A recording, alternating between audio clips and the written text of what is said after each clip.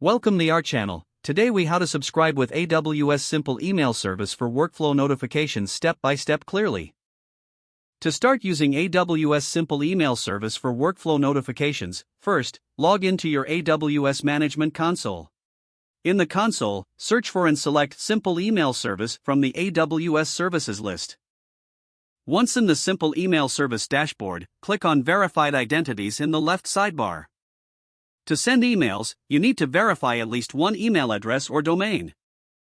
Click on the Create Identity button to begin the verification process.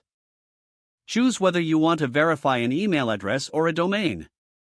If you select email address, enter the email address you wish to verify. Click Create Identity to send a verification email to that address. Check your inbox for the verification email and click the link to confirm your address. If you've chosen to verify a domain, enter the domain name and click Create Identity. Follow the instructions provided to add the necessary. Once the domain is verified, you will see its status change in the dashboard. Next, you need to create an email configuration set for your notifications. In the left sidebar, click on Configuration Sets. Click Create Configuration Set and provide a name for the set. Once created, click on the configuration set to add new notifications. Click on Add Destination and select Email as the type. Choose the verified email address you want to use for notifications.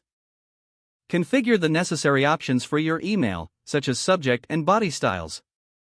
After configuring the email destination, save your changes. To incorporate AWS Simple Email Service into your workflow, access the service you intend to use for notifications. This could be AWS Lambda, Amazon SNS, or any other service that supports email integration. Set the trigger for your chosen service, ensuring it leads to the event requiring notifications.